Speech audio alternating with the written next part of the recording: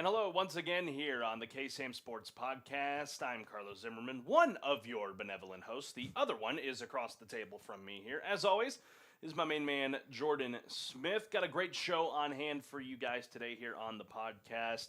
And we're going to dive into it right now because last week we had a chance to catch up with the field general himself from the Huntsville Hornets, Austin Taylor, the quarterback for the Hornets as they're getting ready for their season that is going to be starting here very soon. They got the scrimmage coming up this Friday, so we're going to go right to that interview right now. We caught up with him last week as we chatted with him about what's to come this season for the Hornets.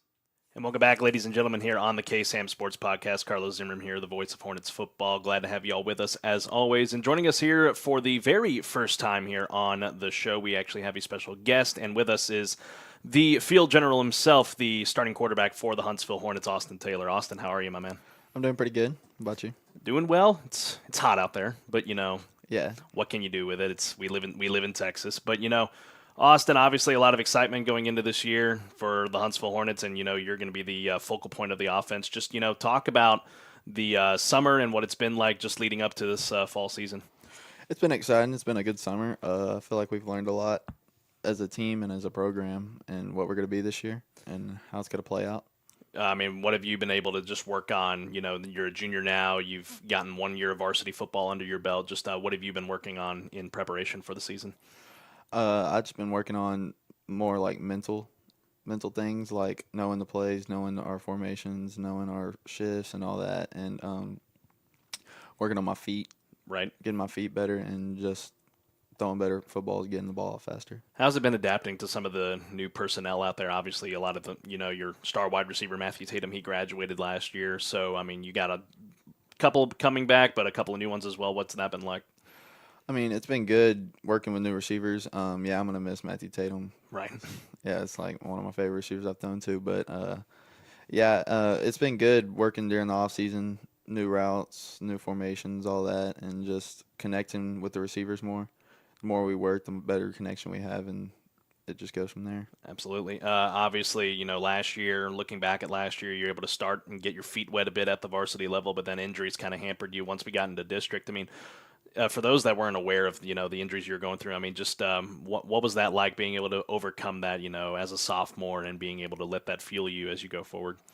Well, when I first got the injury, I was kind of like, I wouldn't say mad. I was just kind of like disappointed because all the work I put in kind of like shadowed over my season and it didn't turn out how I wanted it to.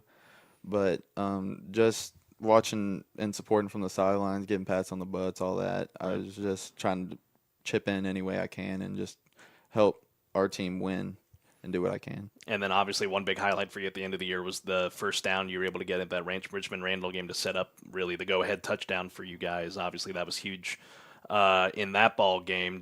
But now looking forward to this season, obviously a lot of excitement with a brand new stadium. Fingers crossed we're going to be able to get in there pretty soon. Just talk to me about what you guys just in the locker room have been excited about getting to play, your games now in front of a really big crowd at a brand new stadium. What's that feeling been like?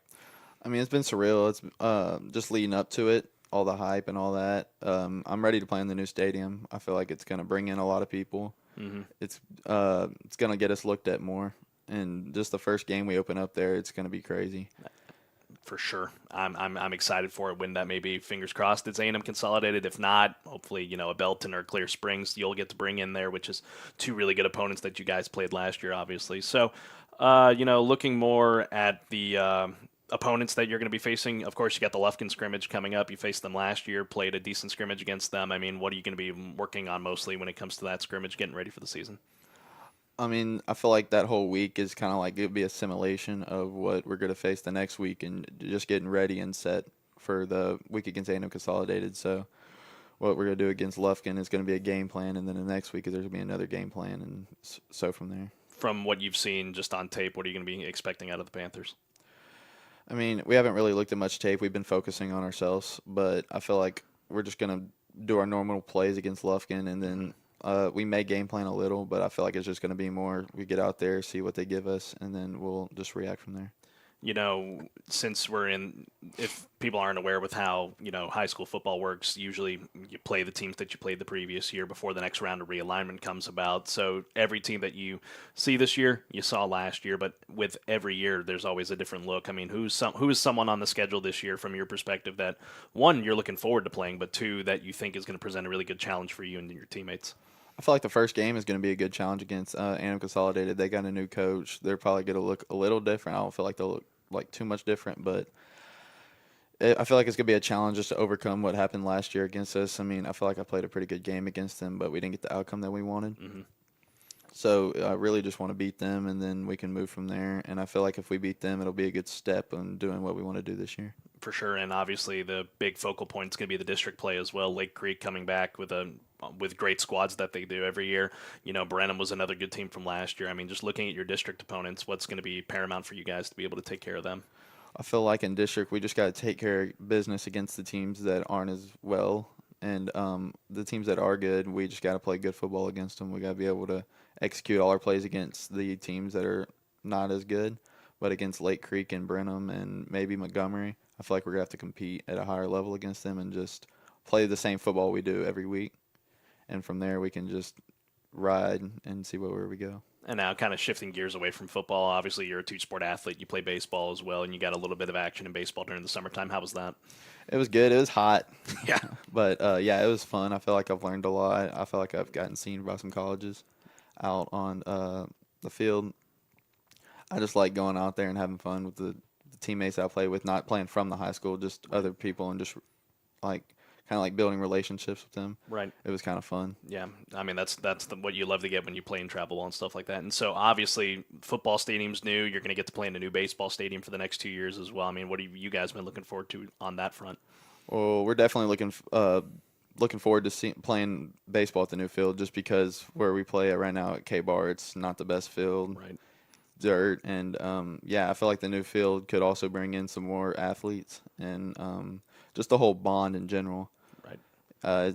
I'm just glad the city of Huntsville could do it for us, and I'm looking forward to it. Absolutely. I'm excited to get into those ball fields as well. It's going to be very exciting to just hop in that press box and just look down, and you see a brand new spanking turf field, and you don't have to worry about weather anymore and stuff like that. So obviously, me and Jordan, we're going to be talking about the NFL coming up, and I know you're a big football guy when it comes to that. Just and I know you're a Cowboys fan, but looking at the Cowboys this year, I want your perspective on it. What's going to happen with your boys this year?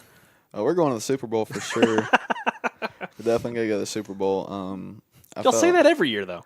Oh, we're going. Yeah, we say that every year, but the Eagles, they had a great draft, and the Cowboys, they had an all right draft. I feel like they could have made a better selection, but I feel like it's just going to come down to Dak. If he's playing good, we'll be fine. We don't have Zeke this year, but we have Right. Tony Pollard, and then little 5'5" Deuce Vaughn out there. He's something else. And then we got Michael Gallup back and CeeDee Lamb. So I feel like on that side of the ball, we're good. And then on defense, we're the best team in the NFL. There's no doubt on defense. I'll let you have that because you're our guest. But, it's going to be interesting. Last week we got to take a look at the Texans and see what happened on that front. Stroud did not have a good outing whatsoever. But, there's a lot that can come this year. So outside of the Cowboys, is there another team that you got your eye on that might have a good year this year in the NFL? I feel like the Dolphins should have a pretty good year this year. They're solid all the way around the ball. I feel like if Tua stays healthy, they'll be fine.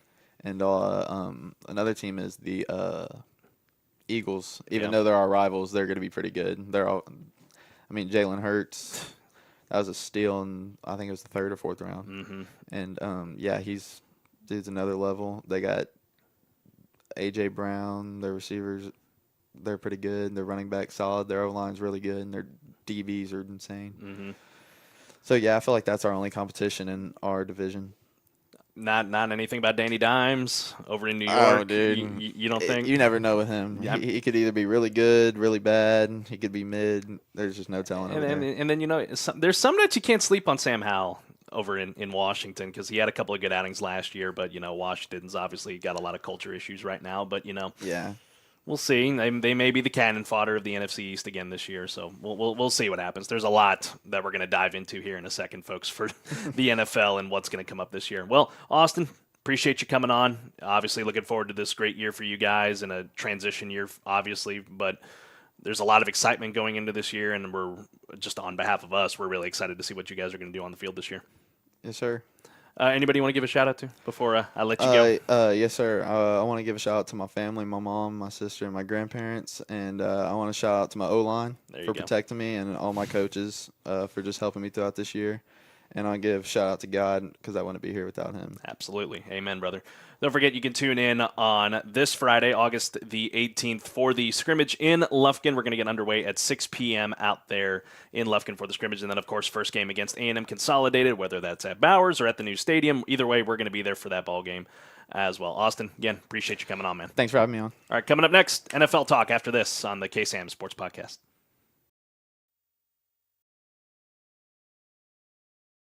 Cole's runner cutting it back across the 40. Cole's runner, 50, 45, 40, 35, 30. Trying to stiff one more man. Oh, he's spun down at the 25-yard line. Butler for three. Good! Gives it to Twine at the right wing. Deep three. Got it! In time! The Hornets are heading to the postseason. Swing and a miss! It's over! Huntsville to the regional quarterfinals!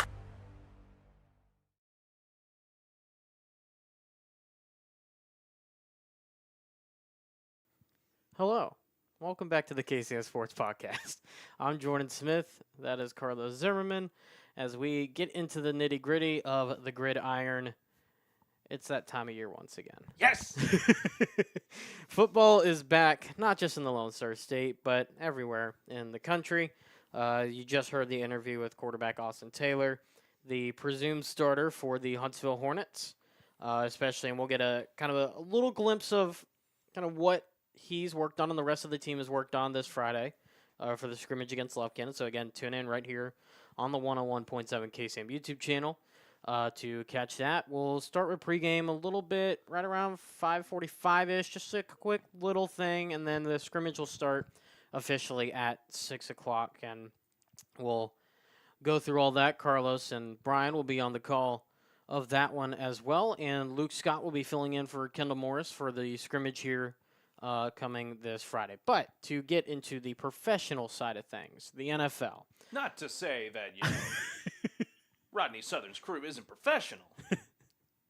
You get my point. They're not getting paid. No. So, let's get to the people who are getting paid. Yes. The players, I should say.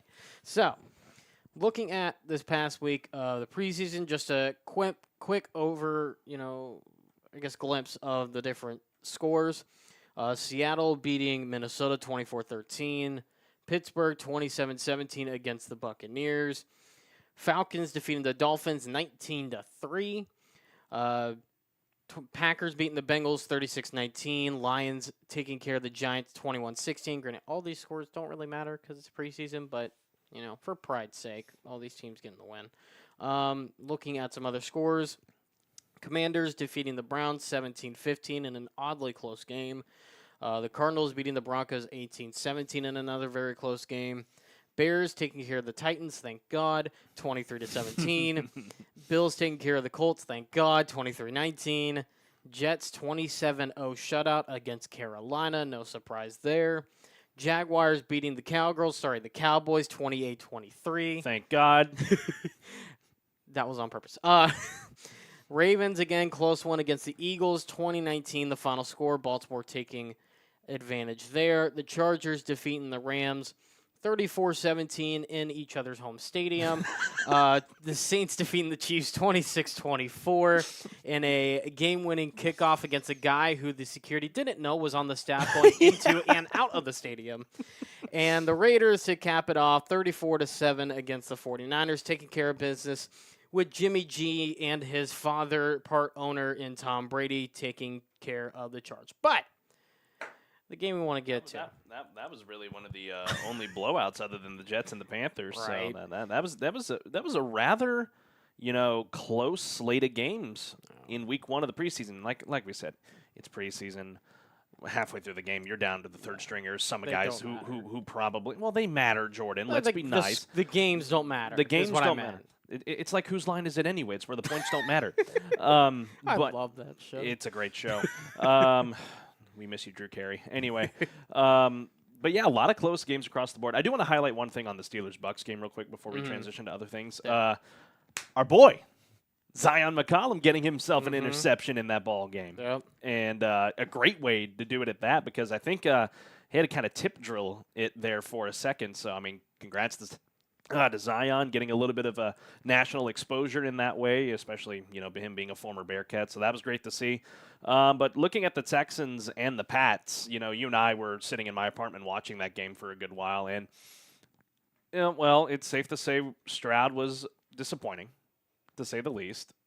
But the thing is, it's his first time ever getting any sort of NFL contact with another team that wasn't the Texans. So I think we're okay for the time being. But the other side of that, Davis Mills looked, and so did Case Keenum. They looked pretty good. So here's my thing, right? You say that Stroud was disappointing. I don't think he was disappointing when you compare the stats. Case Keenum, 9 of 14 through the air.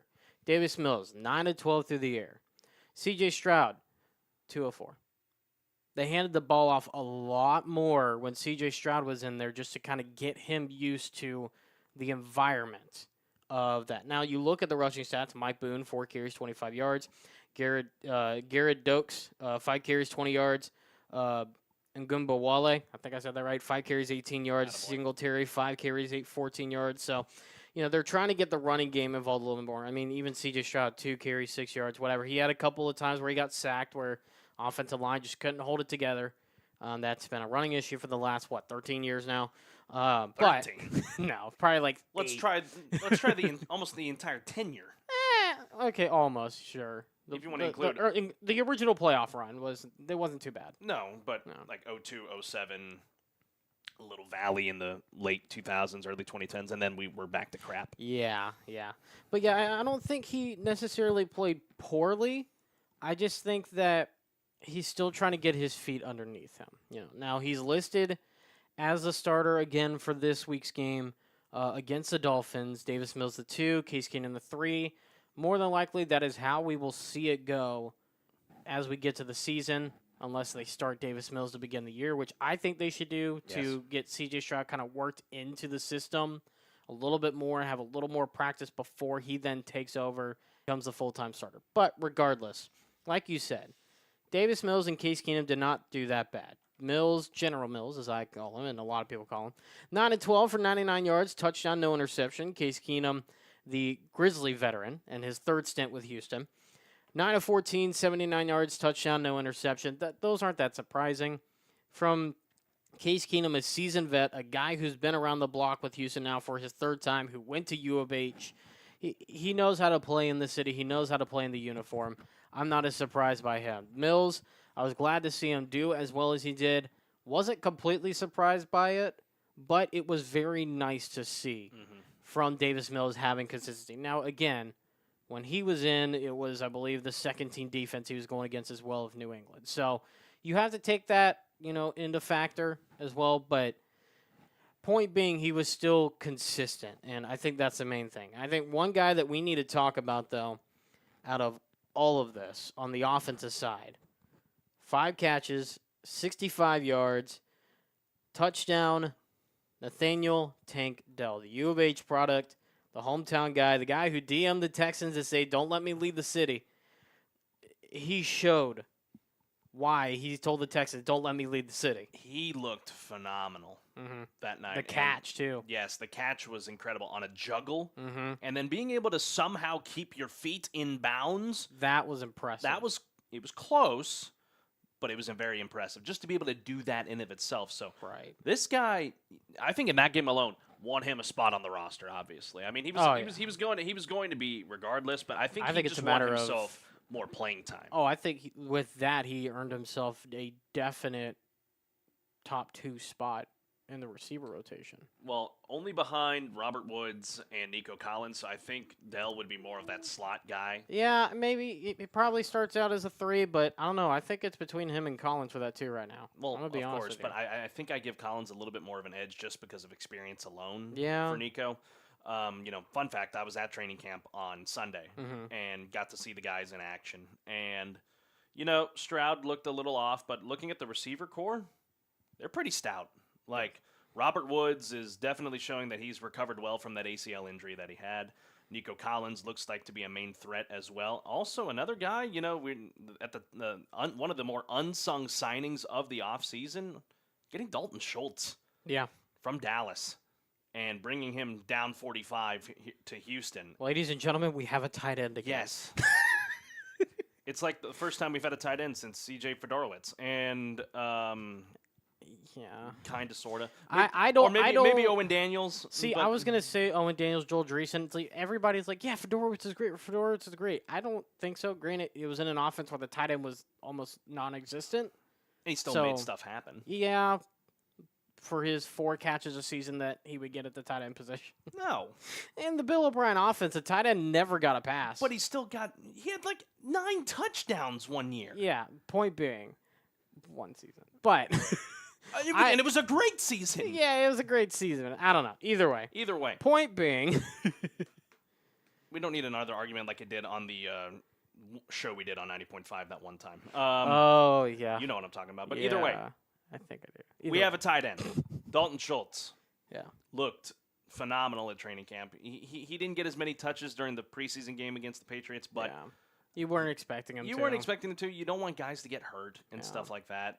And so I think he's going to be a vital option for Stroud or Mills, whoever it may be. But now he'll be in an offense that really highlights a tight end. Mm-hmm. So it'll be intriguing to see what he does. But he was great to see as well. Looking at the defensive side, Denzel Perryman getting himself a sack. Kurt Hennish getting himself a sack as well. Chase Winovich, you got a sack as well. A good defensive showing. The former Patriot at that. Exactly. Jalen Petrie didn't do too much. He wasn't on the field that much, honestly. Not expecting him to do too much in the game. And our first kind of look at the 4-3 defense that's now being brought out. Obviously, you would have to assume D'Amico Ryans has some influence on what the defensive coordinator does himself with all of that, with the fact that, D'Amico obviously was one of the better middle linebackers or just linebackers in general when he was playing. Well, yeah, because that's the offense that he ran whenever he was playing when he was with Houston.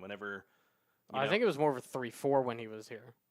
Was it more of a... Yeah, you're right. Yeah, the Wade Phillips era was a 3-4. Yeah, because all you saw on the line was Watt, Antonio Smith, and Jared Crick or whoever, but on the line, and then the 4 linebackers in the back. So it's a little bit of a switch up, but it worked in San Francisco. So whatever.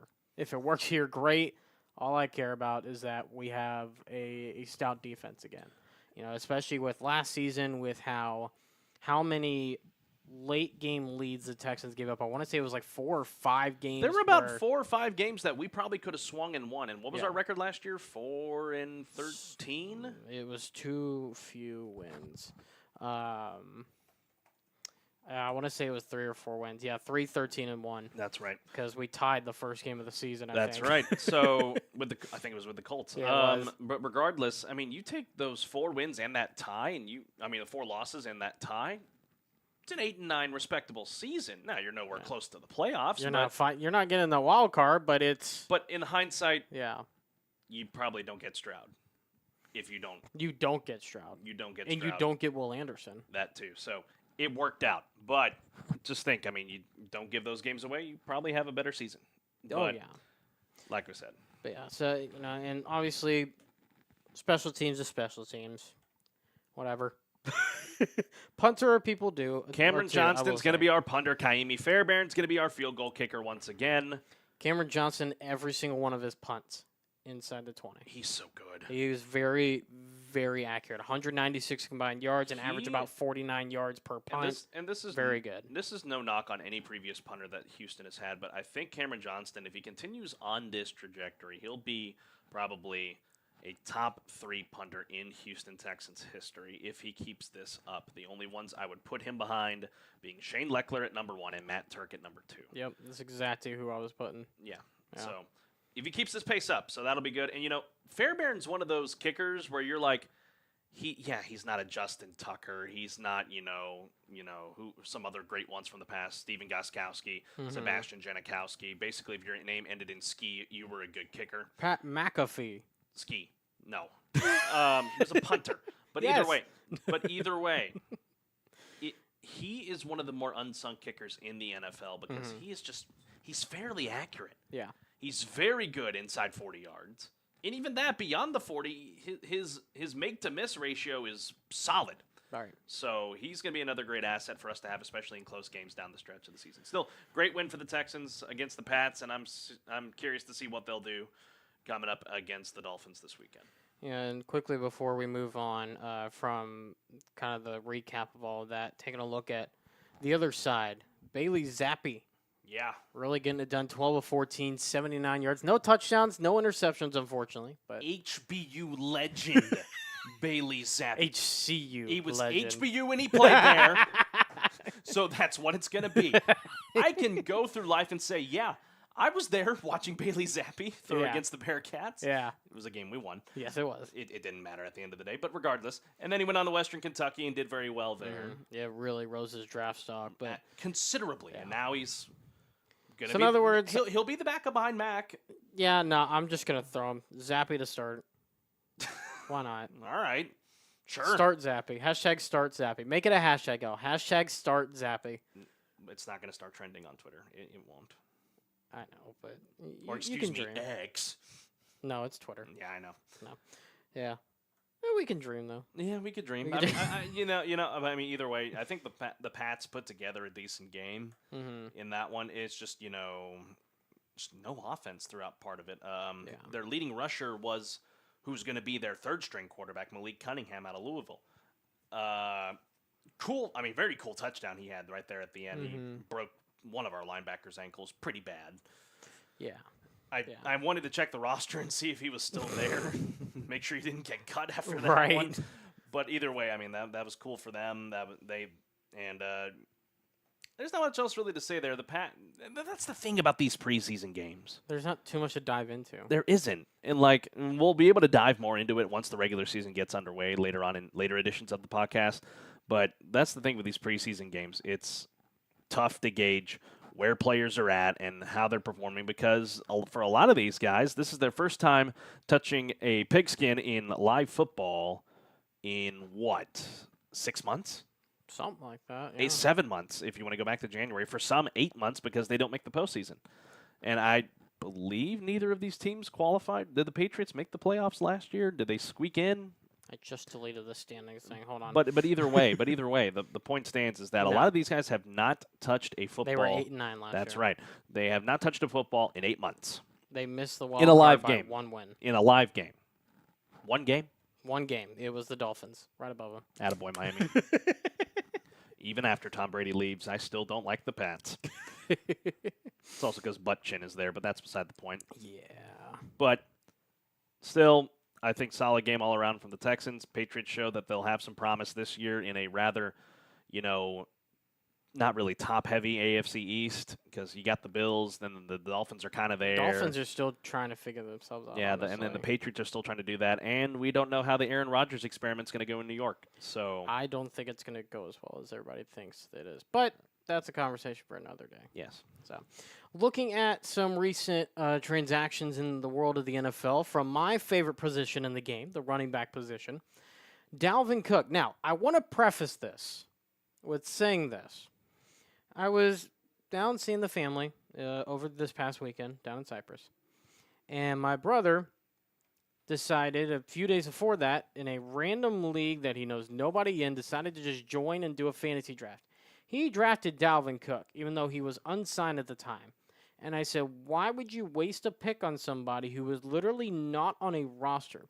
And he said, because when he gets signed, I'm going to look like a genius. And I said, he's probably not going to get signed until after the final rosters are made. And even then, teams aren't going to sign him. Boy. 3 days later, Dalvin Cook gets signed to the New York Jets. A 1-year deal that, if I'm not mistaken, is around $8 or $6 million or something like that. I think it was 8.6 million. I believe so.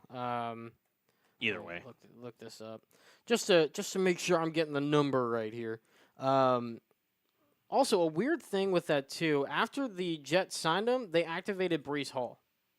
Another running back. Yeah. Like, what are we doing here, New York? Wait. Hang on, I got to pull up New York's roster real quick. But yeah, I mean, you look at this, right? Definitely. It's a good move for the Jets. It's, having a running back like Dalvin Cook is obviously a plus no matter who you are. The way that the NFL is kind of trending towards nowadays, it seems like, at the running back position, is having a two-man tandem is what seems to work. I know, for example, just to kind of reference, the Texans had it back in the day with Arian Foster and Ben Tate. Yep. Arian Foster would be their first, second, and sometimes third. Ben Tate would come in and be the cleanup. Sometimes on third down, they would switch kind of first and tens. They would switch off those little 10-yard drives, I guess, if you will. But, it's a good system to have, and it's a system that does work when it's implemented the right way.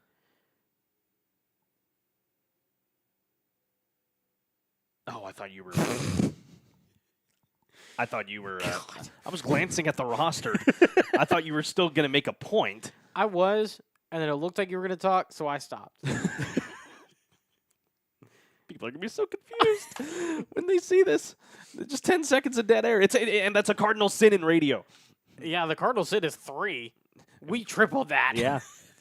Anyway, what I was going to say is that, I think this tandem's going to work because Breece Hall's already got some NFL experience under his belt, and he's going to be able to continue to do more. And this is going to be a jolt for Dalvin Cook, in my opinion, because this guy is, a couple of years removed from being one of the top running backs in the NFL. Mm-hmm. And he's a 4-time Pro Bowler and was obviously phenomenal at Florida State when he was in college. So this is going to give him that little bit of a career jolt that he's been needing for a little while. Going into this year, he just needs 7 yards, and he'll crack 6,000 rushing yards on his career. And he needs 3 more rushing touchdowns for 50. So he's definitely going to crack that, and I think in an offense that works under Robert Saleh, it's just a matter of how much is he going to be able to mesh with a former rival in Aaron Rodgers? Mm-hmm. That's the question. Yeah, and that's the thing. And looking at the contract, 1 year, $8.6 million deal for Dalvin Cook. So it's favorable. But in that sense, to use a baseball term, he's a rental. Yeah, he is. He absolutely is a rental. And that's the thing. I don't think anybody wants to, go long-term with Dalvin Cook, especially after the last contract he had. It's like a 5-year, $60+ million deal with the Vikings that didn't end up panning out, obviously, to either re-sign or whatever. But 5-year, $63 million contract extension in the 2020 season, and he only went for 2 years of that contract. Yeah, and so that's the thing, is nobody's going to then take a long-term guarantee on him when he's released after 3 seasons of a 5-year deal. It's stunning to me that the Vikings let him go after he had 1,000 yards rushing on the season. 8 rushing touchdowns. Yeah, is that a down year from previous years that he's had? Sure. Yeah, but it's also a plus 1,000-yard season. And he got to the Pro Bowl. Yeah. Which I know doesn't mean anything anymore. Still. But it's a recognition. And you let him go. Mm-hmm. And now he's in New York in an offense that'll probably benefit him more than anything else. Right. So it's one of those things where, like, you just got to wait and see week 1. See how he pans out. But I think you make a good point with the tandem between him and Hall. That's a good tandem to have there in New York in the backfield if you're Aaron Rodgers and company. It is, and it's going to be interesting to see kind of how, now that Nathaniel Hackett is the offensive coordinator, he's working with Rodgers again, kind of seeing how that pairing works again. Do they bring basically the same offense they both had in Green Bay to New York? Do they kind of change things up? What's the situation? Well, they kind of did that. Right. When you have Rodgers as your quarterback, and 2 of his primary targets are Randall Cobb and Alan Lazard, 2 former Packers that were with him. Yeah. Cobb on 2 different stints. Right. And then you have Garrett Wilson, who's already good in his own right. Yeah, so it's going to be interesting to see how that works out. I think it's going to be a decent run offense for sure. but I think it's just going to be a matter of how many times is Aaron Rodgers going to throw the ball? Is he going to throw it, 40-plus times in a ball game most times than not? Or are they going to actually have a balance between the passing and running game, especially now that they have a guy like Dalvin Cook, who was a decent opponent for the Packers in that NFC North, going up against them as the Vikings and all that fun stuff. But point being, it'll be interesting. Like you said, I don't know if they'll figure it out enough to contend in the East. But again, that's conversation for another day. But that's just kind of my thing. To kind of stick around in the East, another big signing, of course, earlier in this preseason, Zeke. Mm-hmm. Going to New England. Yep. So he's exiled from the Big D. So he goes to the former Evil Empire and is likely going to apparently to you, they're still the Evil Empire. Well, not so much to me. That's Dallas now to me. Yeah. But either way, going there in an offense that is ran by Bill O'Brien, and of course, Palpatine, Bill Belichick. Do it. Pretty much. But this running back room for New England, it's got some power to it. You add Zeke. You already had Ty Montgomery. Ramondre Stevenson is the presumptive starter, but now that you have Zeke in there, I'm assuming Zeke's going to be the starter. And then you have Pierre Strong Jr. back there as well. That's a solid running back room. It's not a bad running room. Obviously, not everybody is going to be there when the season comes. You probably have 3 at most. 1 year, $6 million deal for Zeke to go to New England. He had a free agent visit with them back on July 29th. So about 2-3 weeks ago, something like that, if my math is right. He's going to wear number 15, the number he wore while he was at Ohio State. Yep. So maybe that's kind of a return to his former glory, I guess, if you will, if that kind of psyche is a thing for him. And that was my thing, and that's the thing I was telling, Cowboys fans for the last few years, and I'm sure most of them knew, is that, granted, a good amount of them didn't, they were in the naive kind of sense of, nah, Zeke's the guy. Zeke's the guy. It's like, no, he's not really the guy anymore. He hasn't been the guy for the last 2 years. Yeah, and then here comes Tony Pollard, right behind him, and in my opinion, a better running back right now, than Ezekiel Elliott is. Yeah, and I kept saying, nothing is going to change with this offense. Y'all aren't going to win enough games and get to the playoffs, make it deeper, and whatever, with Zeke on the roster. I like Zeke. I just don't think he was good enough for that roster. No. So maybe Bill Belichick finds a way to revive his career, potentially. Maybe. Who knows?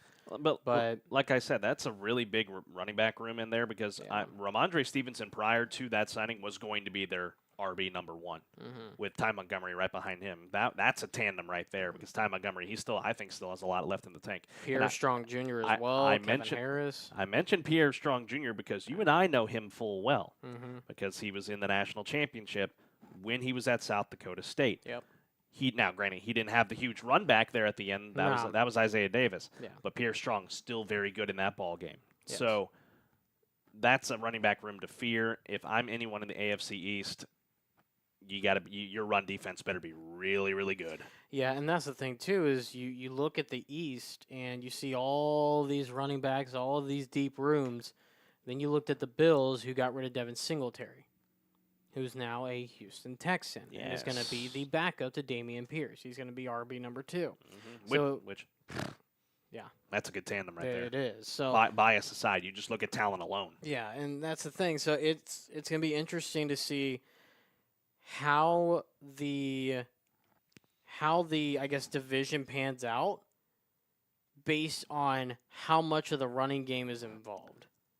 Looking at the Bills running back room, it's Damian Harris, who they got from New England, Latavius Murray, who I think has seen better days in the league, and James Cook. That's about it. Yeah, I don't know. They're definitely not as stacked as New England is. New England is probably the deepest running back room in the entire AFC East right now.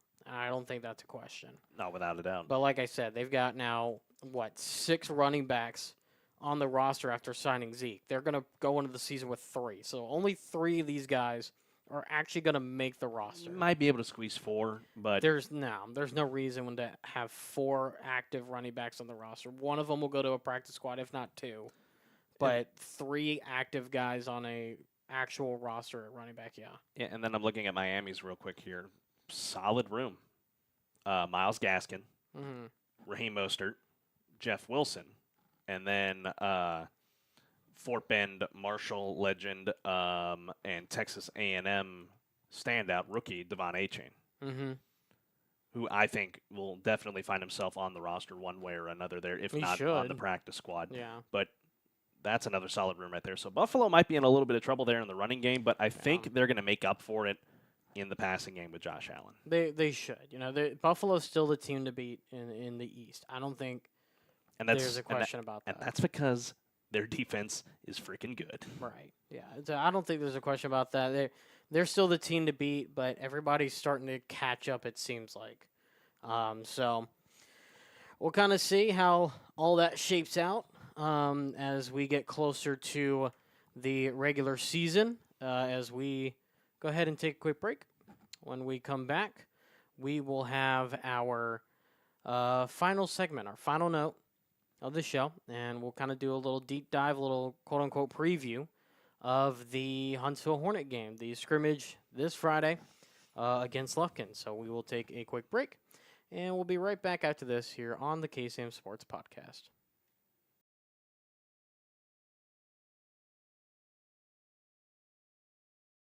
Cole Schroeder cutting it back across the 40. Cole Schroeder, 50, 45, 40, 35, 30. Trying to stiff one more man. Oh, he's spun down at the 25-yard line. Butler for 3. Good! Gives it to Twine at the right wing. Deep 3. Got it! In time! The Hornets are heading to the postseason. Swing and a miss! It's over! Huntsville to the regional quarterfinals!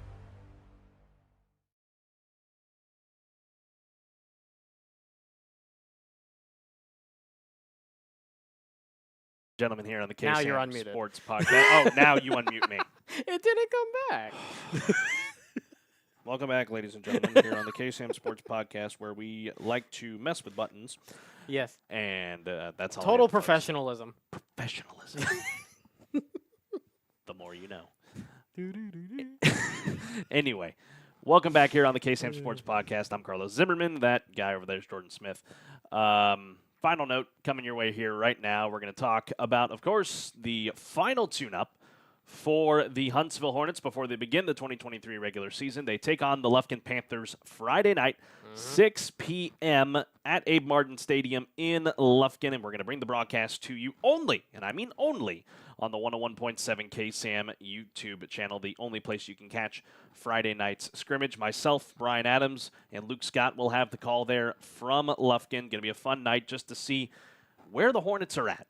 At this point, let's do the math real quick. This is Wednesday, so you're 9 days out from game number 1. Granted, it's not going to be at your new stadium, so you'll be back at Bowers, but regardless, I know. I wanted the shiny new toy. I know, I did too. But that's why we went and tested at Bowers the other day, so we should be good to go there. But regardless, you're going to be playing. Still, it's in a season where you have some expectations put on you. Now that you're able to work your way into the postseason last year in a year where you were not expected to make the postseason whatsoever, and you were able to turn that around. Now your younger guys from last year, they're a year older now. That's usually how that works. Yes, thank you. We talked with one earlier today in Austin Taylor, now the junior quarterback, presumptive starter for the Hornets. And, we briefly talked about it in that segment about what they're going to be looking to do in Lufkin. But this is going to for me, is going to have a good gauge as to where they're at, because now you're going up against a live opponent. Right. And you're not going against each other. You're not going against your own guy. Right. So you get to hit somebody else for once. So, Jordan, you can provide your thoughts on this too. But I'm expecting, a really decent game. Last year's scrimmage was actually rather close against Lufkin. If I'm not mistaken, we're going to do, I think it's 12 reps for both sides or 20 reps for both sides, and then you go play 2 quarters in this scrimmage. So it'll be a little weird. It'll be a weird game, if you will, to broadcast because we're going to still try and get used to that again, but should be a good game. It is, and I think my main thing that I'm looking at more than anything else on either side of the ball is the offensive line. All new starters, all 5 guys graduated this past year, so a whole new look, especially at left tackle with the now 2-way player of the team in JT Kroll shifting over to left tackle and kind of playing a backup defensive tackle, defensive lineman role, whichever. But, yeah, it's going to be that dynamic alone with playing both sides is going to be interesting. But seeing the offensive line, the new O-line, seeing how they work in a first live action game is, I think, the thing that I am interested in seeing the most, seeing how they do in this scrimmage. And, from what I saw at the Towel scrimmage last weekend, watching that offensive line, there is early signs of them gelling already and trying to build that rapport because that's what it took with the previous offensive line when you had guys like Micah Fisher, Chris Smith, Nathan Schweitzer out there along with, Thomas Knapp, Thomas Rose, and your starting center, Cesar Robledo. Yeah. They're all gone now. There's not a single, other than John Trey Barkin and maybe someone else I'm probably forgetting, there's no one returning for that offensive line. So you've got a brand new one, like you said. Having JT at left tackle, holy cow. Yeah. That is massive. Not only if you are Austin Taylor and your blind side is definitely going to be taken care of, but really for the whole team as a whole, that provides a jolt on that left side of the line to be able to protect the quarterback and even open holes on the running game as well. Because lest we forget, we've talked a lot about quarterback Austin Taylor and what he can do out there. But running back Trayshawn Brown, he's got so much upside, and he's only a sophomore. Right. He showed me that as a freshman last year, coming in at the tail end of the season, and what he did against Richmond Randall. He had 3 of the 4 touchdowns we scored in that ball game. That was big. Incredible. It was the game to get you into the postseason. It was, and he took the team on his back and literally ran. Yeah. And that's what he's going to be tasked to do again this year in this offense. Coach Southern, he's very high on him. Scott Schroeder's very high on him, and I'm really excited to see what he can do going into this season. And the key to that success, if he's running up the middle, you got to create the holes for him. And if you run things along that left side of the line, it'll be paramount that JT Kroll is on his game from that front alone. And then you look at guys also on the offensive side of the ball. At wide receiver, this is going to be a different shift on that side. You lose Matthew Tatum, you bring Hunter Lorenz in, you move Savion Conte to a big wide receiver role once again this year. And because what people don't realize is there were a lot of position switches going into this year. A lot of guys that played offense last year, they're now on the defensive side of the ball. Right. Like that of Jawan Giddens, who's now a linebacker. McCorrick Norman is now a linebacker. And I think that's going to amplify the defense, too. This team, the Hornets that you are going to see this season, is going to be very heavy defensively. Good. Yes. Because as the old adage goes, defense wins championships. That defense, of course, led by a D1 commit to Texas Tech and Isaiah Collins in the secondary.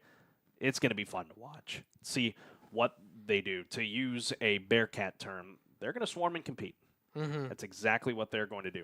And it kind of fits better because they're Hornets. Yeah, exactly. Yeah, so, it does. So be ready for me to say that quite a bit this year, folks. But we'll get a counter going on the stream, y'all. Yeah, every game. There's going to be a counter in the corner. How many times does Carlos say swarm and compete? Or just swarm in general? Right. But either way, I'm excited for what this team's going to be able to put out there. I know they're excited. I see them quite often. I go to practices and I chat with them, before and after practices. And there's a lot of excitement surrounding this season. Not only because hopefully soon we'll be able to get into the new Huntsville ISD Stadium, but that the Hornets are going to start getting back to what they were between 2017 and 2020. A dominant force in 5A high school football in the Lone Star State. Teams that early on in the season are projected to find their way to Dallas. The team is starting to work its way back there. If you want my professional, non-biased opinion, I don't think they're quite there yet. There's still a lot of room of improvement to be able to get back to that level, but they're on the cusp of it. Yeah, and that's the thing. When I filled in for you for the Fort Bend Marshall game for that first round of the postseason with Brian, that was one thing that him and I regurgitated a lot, was that this is a very young team and that the depth is starting to build itself within the program as far as the varsity level goes. And that's something that I think is exciting for this time, is that there hasn't been this much depth, I would say, all around since the 2017 to 2020 era, where you were going against Fort Bend Marshall for a chance to get to Jerry World. So I think that, like I said, it's an exciting time for everybody to, see the new look Hornets, maybe get a few extra wins, have a winning record for the first time in a good while, and, try to make a run in the postseason. Like you said, I don't think they're completely there yet. Obviously, they still got it probably another year before they're really competing for that district title and making really deep playoff runs, but you have to start somewhere. Last year was the start of it, sneaking their way in after the win against Randall to get into the postseason. Granted, going against who's been recently polled as the number 1 team in all of 5A in Fort Bend Marshall. No surprise there. But you have to start somewhere. Yes. And the fact that they got to the playoffs last year when they weren't expected to was a huge boost of confidence for the players, the coaches, the entire program in general. Because it shows that, hey, we're really on a fast track to maybe get some things done here in the next few years. And like I said earlier, to get them back to what they were just a few years ago. People don't realize it was not that long ago. That 2020 season, I think it was the 3rd round or the 4th round that Huntsville made it to. But then it was such a sharp drop-off because they missed the postseason the year after for the first time in a very long time, if I'm not mistaken. So being able to get back into the postseason not only gives a boost of confidence to the players, but it just reminds them that this is possible. We can make this happen. At the end of the day, when it comes to any sport, really, whether it's football, basketball, baseball, softball, volleyball, having confidence is huge. When you don't have confidence, you're not going to win ball games. Right. Like, you can't go into a ball game and be like, oh, we're going to get our butt whooped in this one. Like, I'll be honest. The only other game I missed last year was the Lake Creek game, and I was sitting there in my hotel probably in Utah, watching it, and I was like, oh, I'll be honest. I was like, oh, we're going to get stomped in this one. While we did, I probably should have had more confidence in our guys. It's a very tough game always against Lake Creek, and I'm expecting that to be the case again this year. Another top 5 ranked team in the state in 5A. So, but the point is, have confidence. Whether you are a player, whether you are a coach, whether you are a broadcaster, whether you are just a fan of football, of Hornet football, have confidence in these guys. These guys are going to make some noise this year, and you can take that to the bank. If I'm wrong, y'all can throw like pies at my face. I don't know. We can. You're going to mark that down, aren't you? But either Flying Saucer Company. Yeah, not a sponsor, but Call us. But either way, this is going to be a fun year for the Hornets, and it all starts this Friday night in a scrimmage, no less, but you get a good, really solid preview of what this team's going to look like. Myself will be there. Brian Adams will be there. Luke Scott filling in for Kendall Morris down on the sidelines. He'll be there as well. We're bringing the whole crew, trying to put this all together. Christian Cortez is back. Houston Hardcastle is coming back. CJ Miller's coming on with us. It's going to be a very fun season, folks, and we hope you join us here.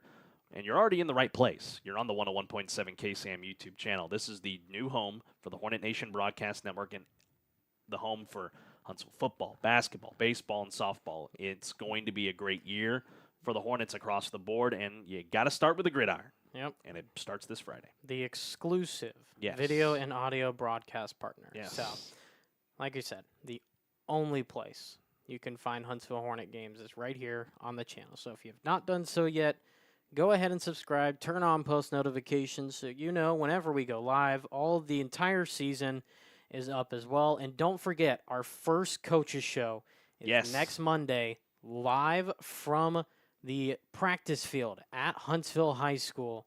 We're going to do it live on location with Coach Southern, a couple of players, just like we've done before we then head to Chick-fil-A, the show sponsor, starting the week after. But this first one coming up on August 21st, live from the Huntsville practice field. We want y'all to be there at the high school. We'll hopefully get all the players as well after they're done with practice to stick around. Want as many parents and fans as possible to show up and be a part of the show as well. Yeah, it's gonna be a fun time. Absolutely, and it's gonna be a great show. I'm glad that we're getting to bring it back, but we're trying this for the first time, being able to do it on like an outside location, and it's at 7 p.m., folks. Yeah. So it's hopefully not going to be as hot. Thank goodness. Yeah. So we want you to come out, like Jordan said, Monday, August the 21st, 7 p.m. to 8 p.m. out there at Huntsville High School on the Hornet practice field. It's going to be a great time. We hope to have you join us for that. So, yeah, that's what's coming up. Scrimmage Friday night, coach's show on Monday night at the Hornet practice field, and then we're off and going, folks. August 25th, the season opener against A&M Consolidated at Elliott T. Bauer Stadium on the SHSU campus. I don't have the time off the top of my head. I think it's a 7:30 kick, so we'll go live on the air on KSAM at 6:45 p.m. for pregame, and then the countdown to kickoff will be at 7:15 p.m., and then we'll kick everything off with the ball game at 7:30. I know that was a lot for you to take in, but good thing this is on video so that you can just back it up just a little bit, write it all down, right? And then we got you covered from there. It's going to be a great year, Jordan. I'm looking forward to it, and I'm glad to have you on board, as well as our lead broadcast producer for this. All this stuff you see on screen, folks, that's all him. I'm just the pretty voice, because the face, not so much. So, thanks for tuning in to another edition of the KSAM Sports Podcast. For my broadcasting colleague, Jordan Smith, I'm Carlos Zimmerman. Tune in next week. I'm not sure what we'll have just yet, but that's why we love the element of surprise. So stay tuned to our social media pages for what will come up next week on the KSAM Sports Podcast. Have a great rest of your day, wherever you may be. And as always, friends, sting 'em Hornets, and have a pleasant tomorrow. We'll see you next time.